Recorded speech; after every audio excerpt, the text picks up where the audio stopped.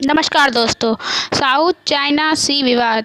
यह विवाद मुख्यतः चीन और उसके पड़ोसी देश मलेशिया, फिलीपींस, वियतनाम, ताइवान और ब्रुनई के बीच में है।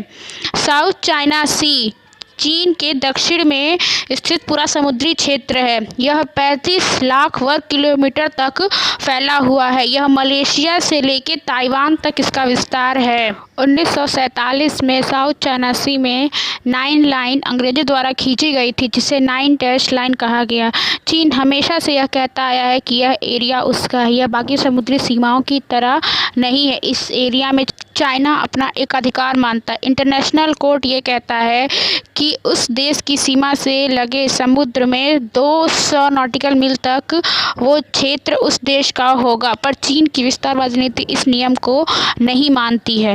तो आखिर क्या वजह है कि चाइना इस पूरे क्षेत्र पर अपना अधिकार चाहता है? तो उसकी सबसे बड़ी वजह है यहाँ पर निकलने वाली प्राकृतिक संपदाएं। साउथ चाइना सी के एरिया में आपको बहुत बड़ा तेल का भंडार मिलेगा। अगर यह भंडार चीन को मिल जाता है तो चीन को किसी और देश पर निर्भर नहीं होना पड़ेगा। और नेचुरल गैस का भी बहुत बड़ा भंडार है। 266 ट्रिलियन क्यूबिक फीट गैस यहाँ पर पाई जाएगी अगर यहाँ पे चाइना का अधिकार हो जाता है तो। मैप में आपको जो ग्रे कलर के डॉट्स जगह जगह दिख रहे हैं, वहाँ पर गैस और ऑयल्स के बड़े बड़े भंडार हैं। तो चाइना क्यों चाहेगा कि वो अपनी इस प्रॉफिट को किसी और के साथ बांटे? इसीलिए वो इस पर एक अधिकार चाहता है। परासल आइलैंड, जैसा कि आपको मैप में दिख रहा होगा, इस वक्त चीन के नियंत्रण में। वहीं इस द्वीप को ताइवान और वियतनाम ने भी अपना हिस्सा बनाने की कोशिश की, लेकिन वह कामयाब नहीं हुए और इस द्वीप पर चीन ने कई निर्माण कार्य भी शुरू कर दिए हैं।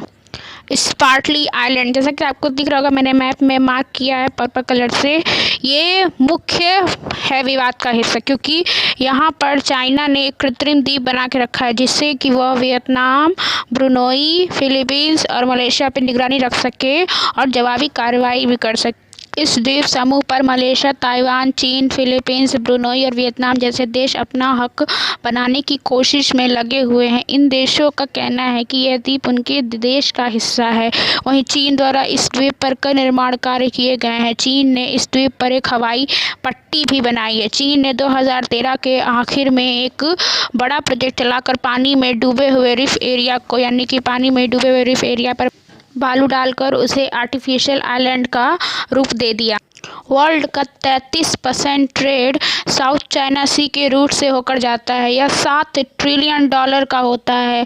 भारत की जीडीपी भी इतनी नहीं होगी। भारत का 55% समुद्री व्यापार भी साउथ चाइना सी से होते हुए स्ट्रेट ऑफ मलक्का के रास्ते होता है। स्ट्रेट ऑफ मलक्का हिंद महासागर और पैसिफिक ओशन के बीच एक शिपिंग चैनल का काम करता है। अगर चाइना इस पे पूरा अधिकार कर लेता है तो उसे बहुत बड़ा प्रॉफिट होगा। यही कुछ पॉइंट्स हैं जो कि चाइना और उसके नाइबरिंग कंट्रीज के बीच विवाद का कारण है। यही सब विवाद है जिसके कारण चाइनीज नेवी और उसके नाइबरिंग कंट्रीज की नेवी के बीच कई बार स्टैंड ऑफ हो चुके हैं।